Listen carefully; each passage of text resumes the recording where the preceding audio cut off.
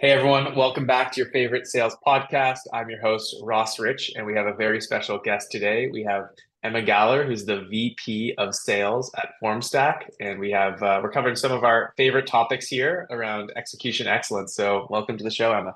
Thank you. Thank you for having me.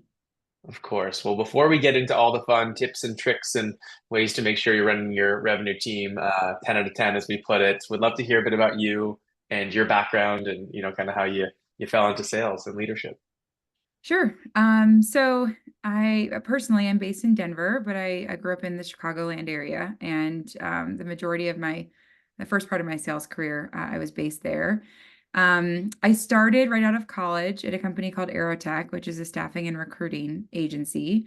And honestly, I found that job at a job fair my senior year in college, and I knew somebody who worked there, and they sort of sold me on the opportunity and the opportunity to be developed and to grow.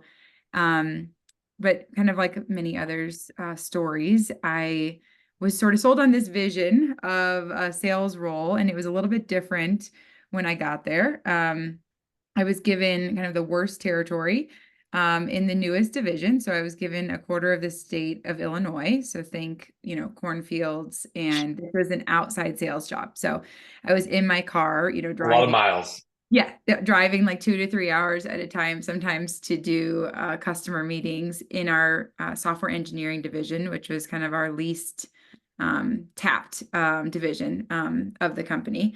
And so it was really hard. In some ways, though, it was really fun. I immediately I felt like sales was the first job that I had ever had where I finally felt like I was going to be rewarded, monetarily, and then also just by from an achievement perspective for my effort.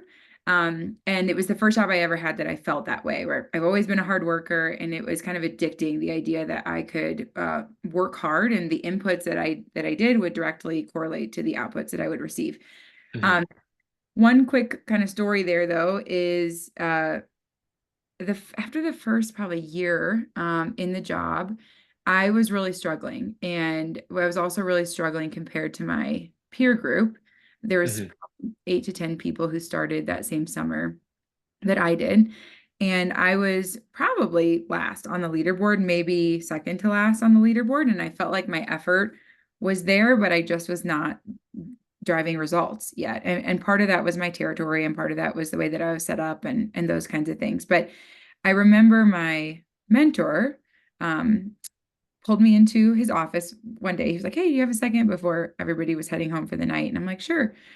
And I will never forget this comment because he said, well, first of all, I thought he was going to thank me. Like, thank you so much for all your hard work. We know it's been a hard year. Thanks for taking this terrible territory. We see what you're doing. Like, keep it up. Yeah. He Positive didn't. attitude going into the meeting. Yeah. Yeah, exactly. But he didn't. He actually said, we all thought you were going to be a lot better at this than you are. And I was like, oh, okay, sounds good. Thanks for the feedback. And I remember on my drive home, I was like, that's it. I'm leaving. I'm not going to be working for this company anymore. I actually remember I called my parents and I was like, I'm done. My dad's like, okay, how are you going to pay for your rent? Like you don't have a job. You live in Chicago. You're not making $32,000 a year. The whole purpose of this story is that the next morning I woke up and I fueled that energy in a different way, and I decided to do something about it. And so the reason I'm Mhm. telling this story, and the reason that I got into sales leadership in the first place, is that I don't know anybody who's had a career that is completely linear with no challenges and no obstacles. And when you face adversity, and this was kind of my first really great life lesson in that, you have two options to choose from, right? The first is I could have gone down a path where I just blamed other people. I blamed the bad territory that I got. I made excuses. This company didn't set me up for success and I'm leaving. Or you can kind of focus on what you can control. And you can harness that into positive energy and into hard work and into increasing your knowledge base. And that's what I decided to do. And so fast forward a couple years later, I invested a ton in my skill set. Like I was really not that good of a seller. I didn't have very much sales experience. I didn't really have sales experience before I took this first job. Mhm. And so I literally, it sounds so old school, but I was driving a car that actually had like a CD player. This was not 30 years ago. This was like 14 years ago. And I bought, Brian Tracy's like Psychology of Selling CD. Amazing. Yeah. And I listened to them next to the cornfields in the, bottom quarter of the state of Illinois. And I slowly over time got better.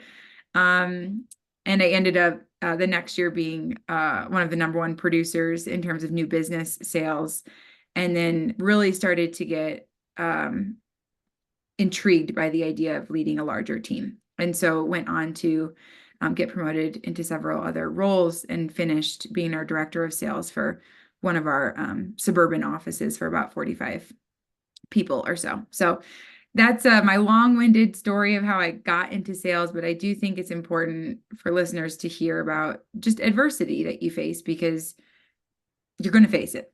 And I think it's Totally. about how you react to that adversity than it is about the actual adversity itself that you hit.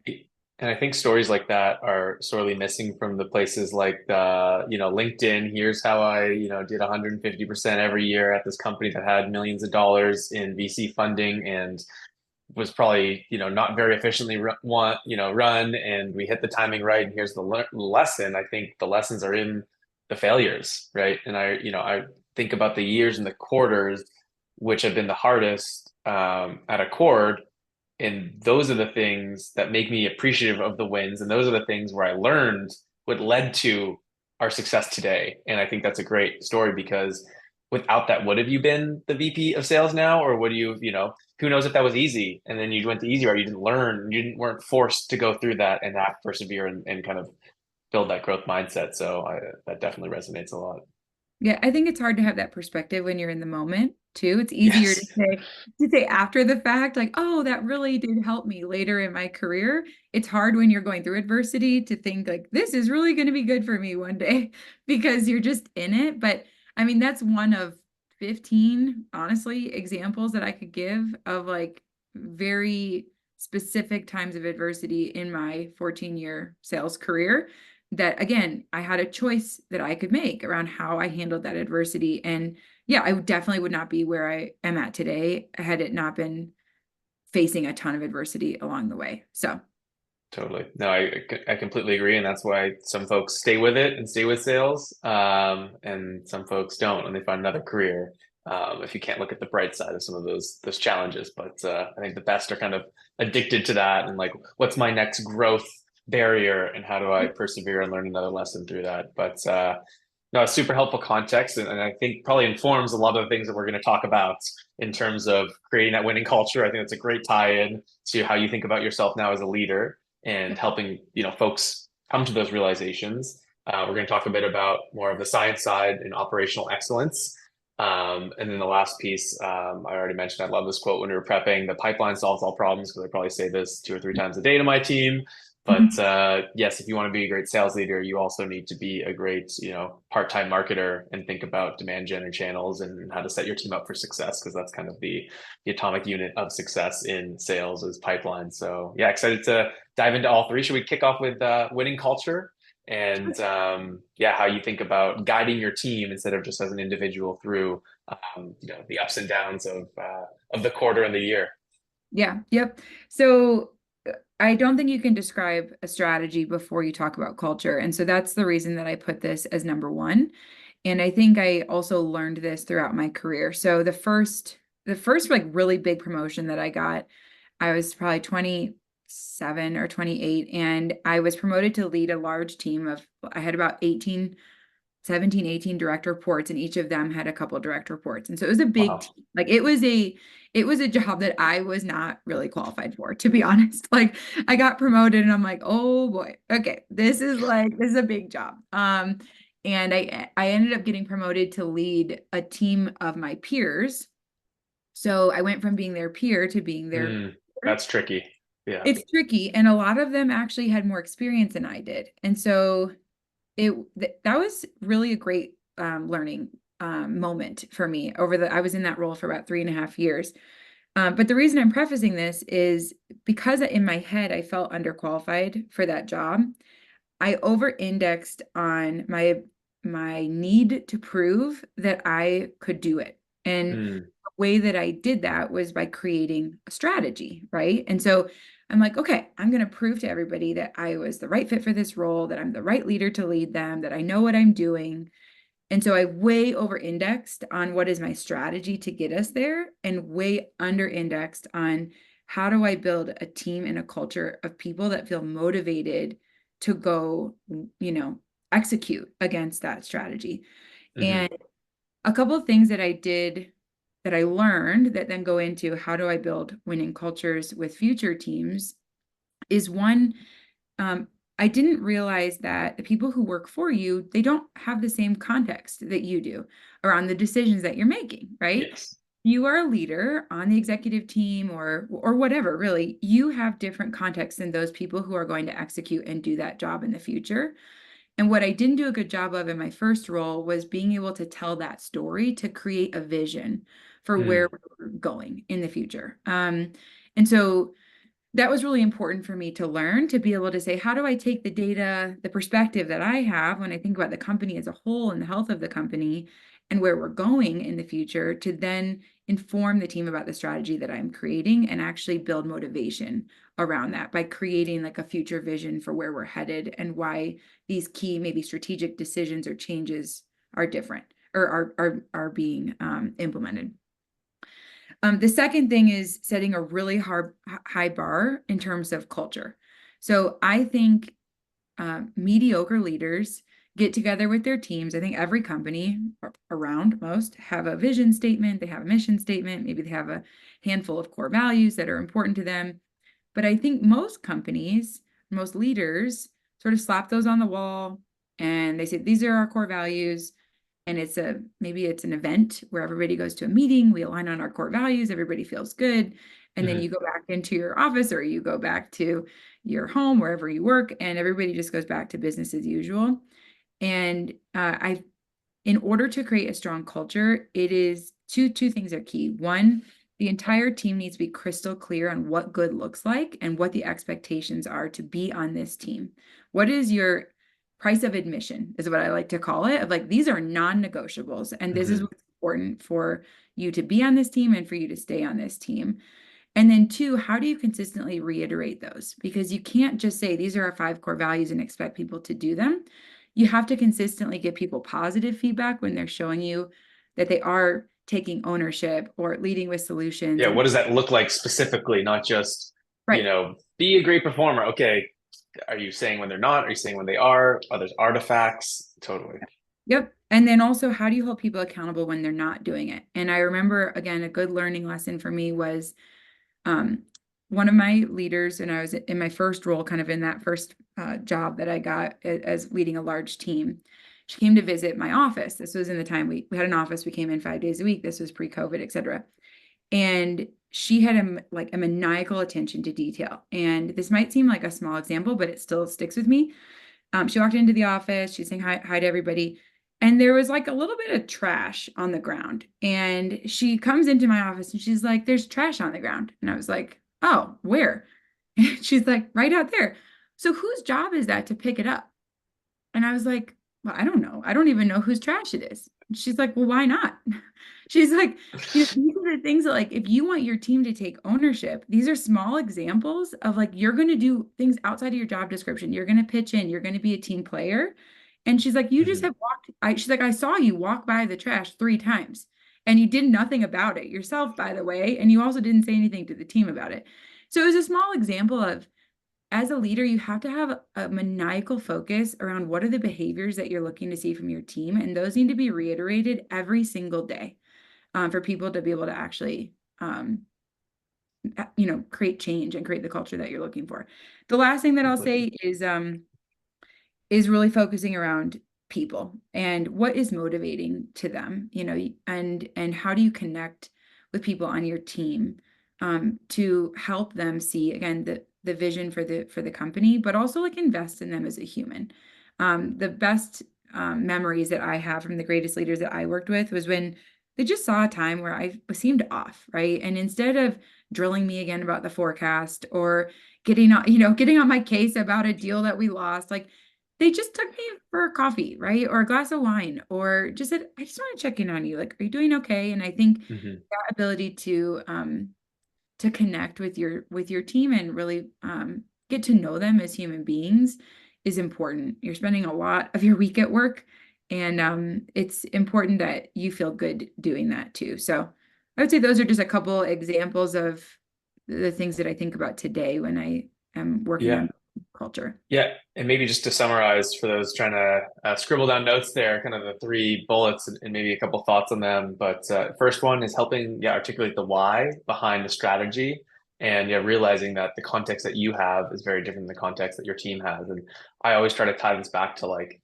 sales and deal execution because that's I think something that everyone is familiar with, even folks that are trying to ladder up to that leadership role is hey, if you're helping your customer, your prospect, and their team understand, the deeper why behind the features and functionality, it's the same thing with your team, right? Hey, we're not just trying to do this thing. It's this is why, and that's what's going to drive the initiative forward and motivation, right? Is that context. So that's really, really important. What you would do with why would you do anything less with your team than you would do for your customers in a sale? So I think that's just a great Yep. analogy.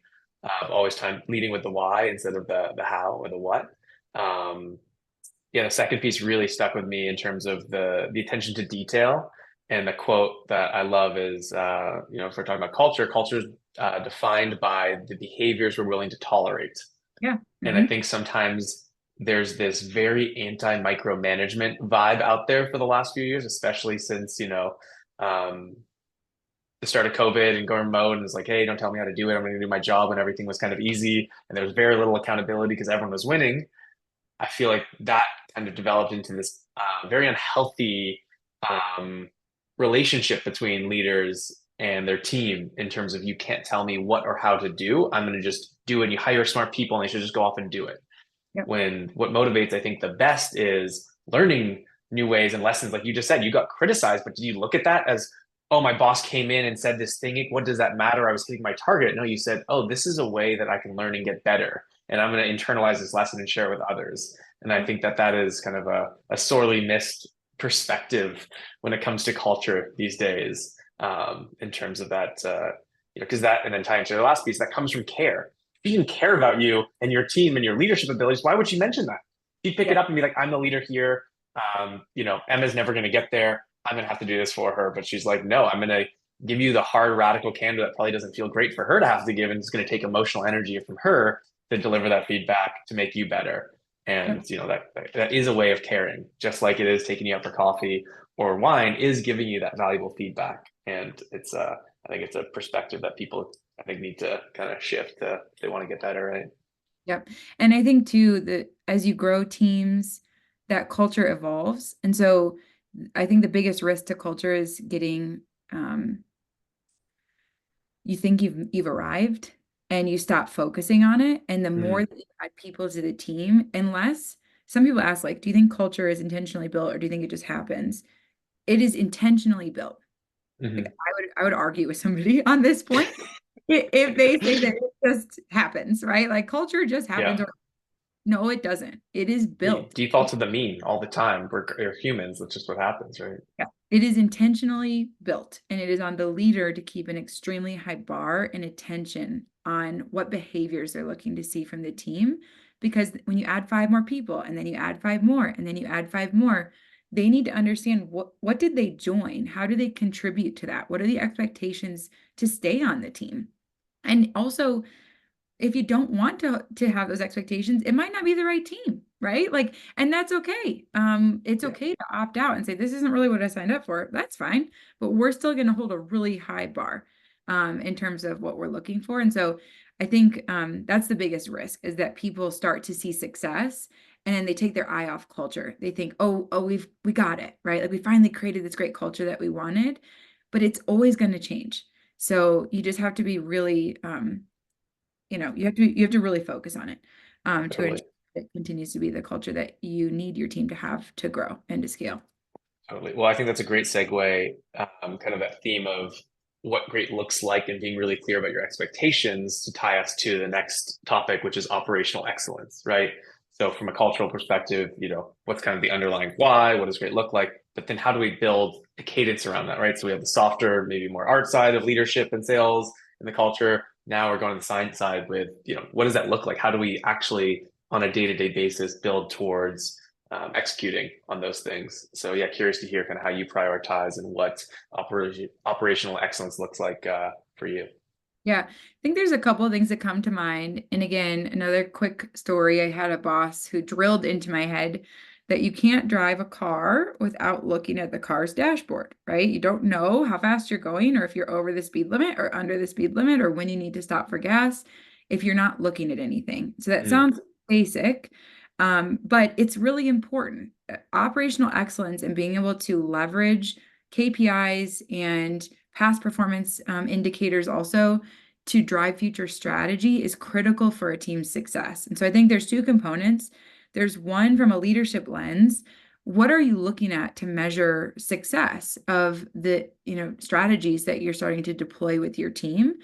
And then also, how often are you looking at the health of your team and of the organization to dictate where you need to spend your time?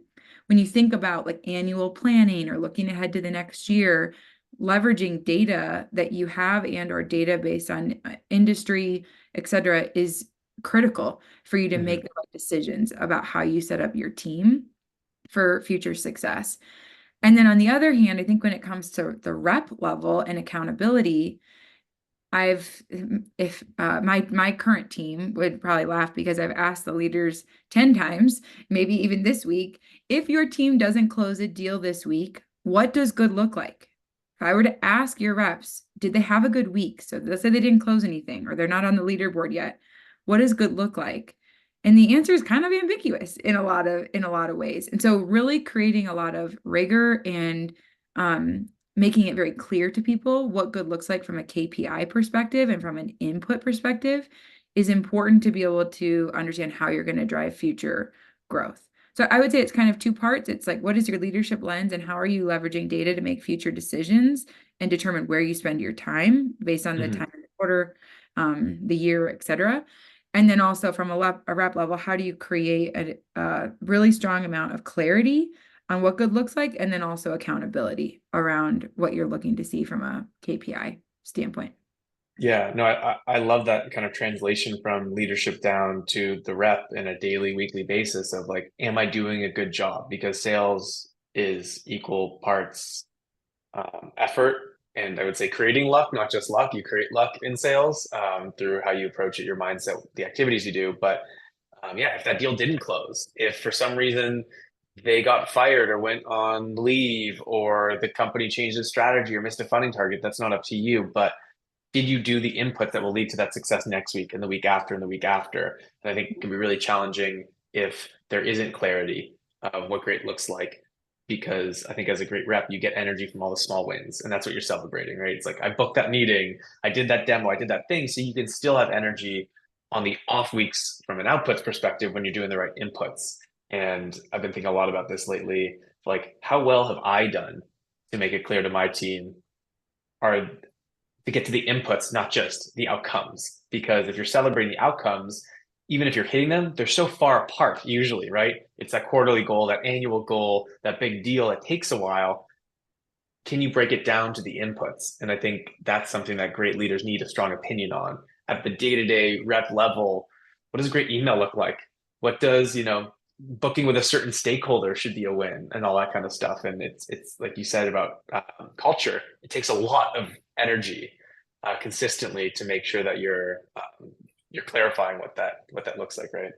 Yep. And I think to your point, because the actual results are sort of a lagging indicator of the inputs are a great way to start to celebrate success before you've actually arrived at the Yes. outcome, especially if you're trying to rebuild a team or rebuild a process, being able to give them, some positive feedback around what they're starting to build and Yeah. that they will see results. At the end of the day, sales is science. Like your inputs equal your outputs. It's just science, right? You need a certain amount of pipeline to get to your quota, period.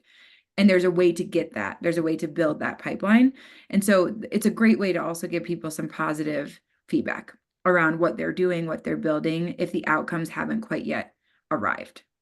Totally. And before we switch gears to the pipeline piece, which is a great segue as well, do you have an example? Let's say you're a frontline leader and you're leading, let's say it's a mid-market AE team, Mhm. what would be an example with maybe it's a rep that's onboarding, doing a good job, but not quite there in terms of closing deals and helping build their confidence? And um, what would be a good leading indicator of what great looks like for that frontline leader to be coaching and to be reinforcing with the seller?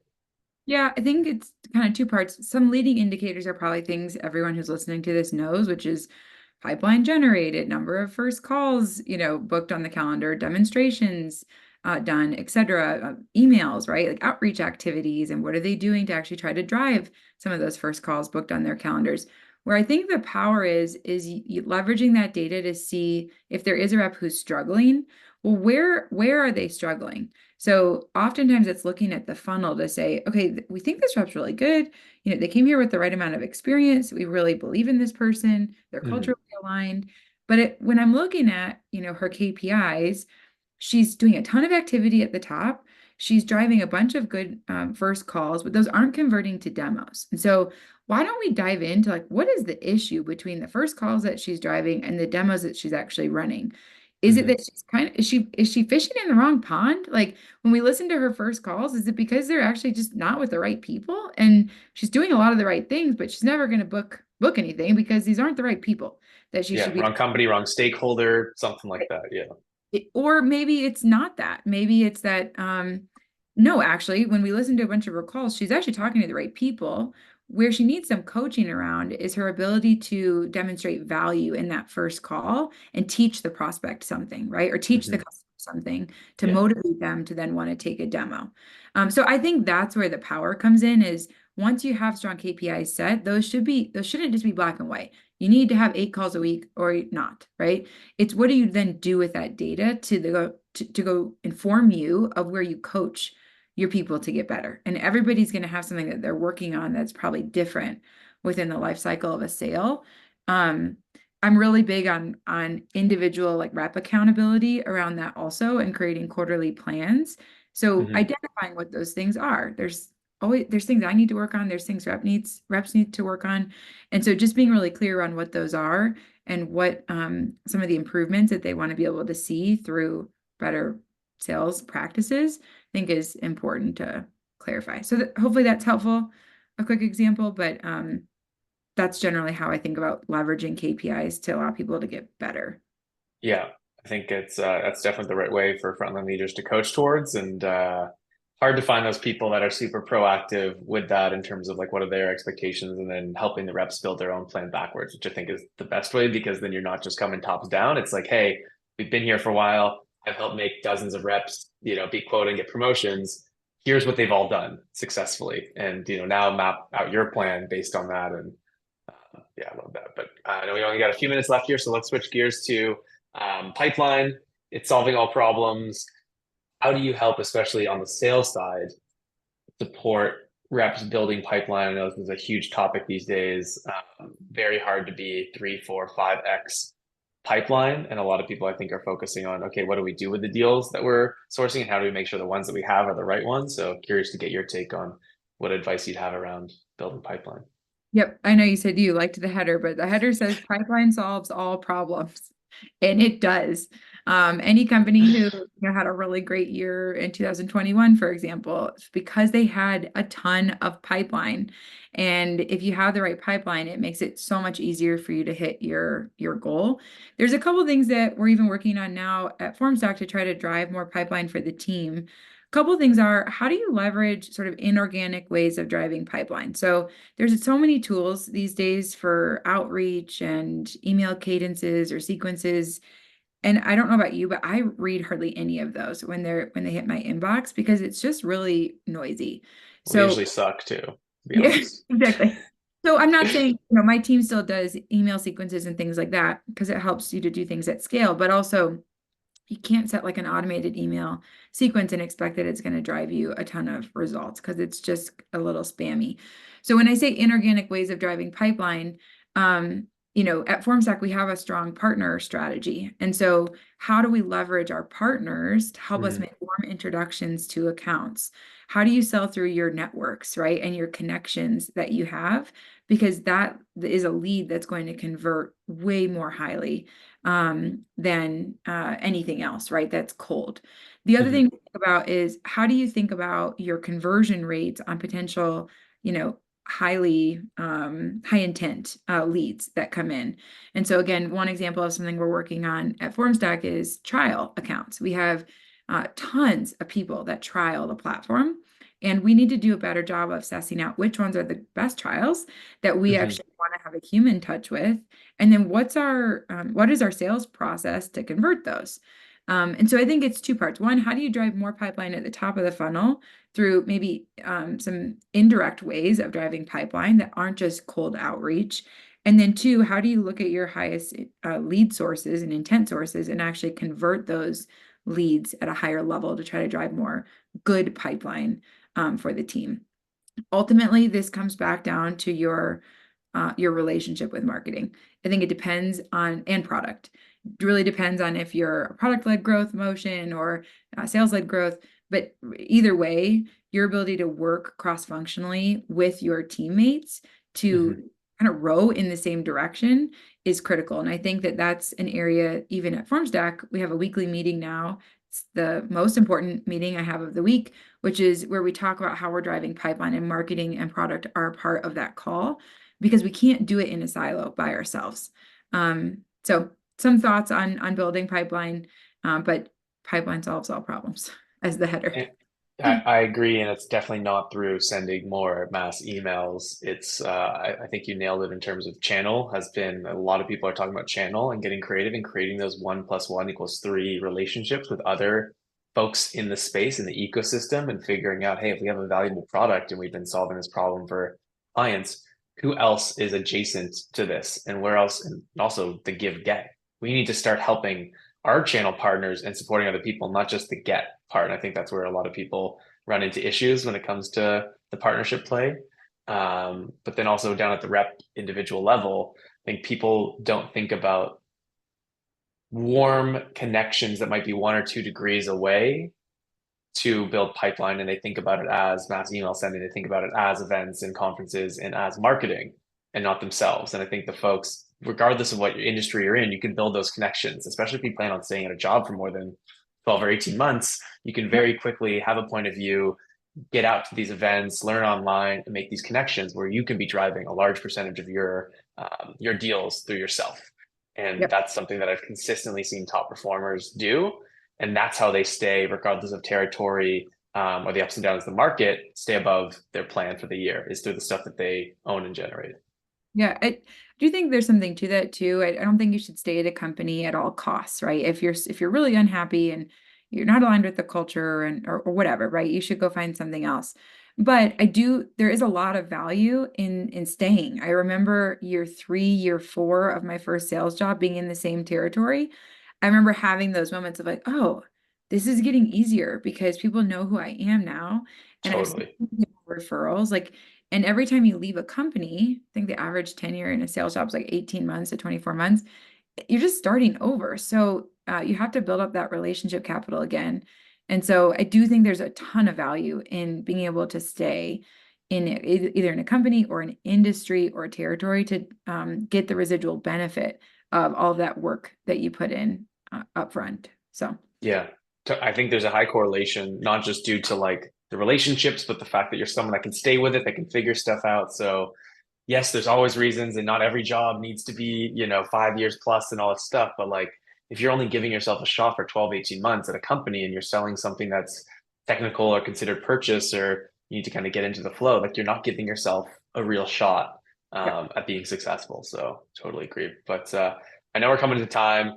This was, yeah, super helpful. I got a lot of things to think about with, how I'm translating culture and more intentionally, and how we're making it more obvious around what great looks like and our expectations to support sellers and folks on my team. And hopefully those out there learned a few things too. Awesome. But yeah, appreciate you taking the time out. This was awesome. Great. Thanks for having me.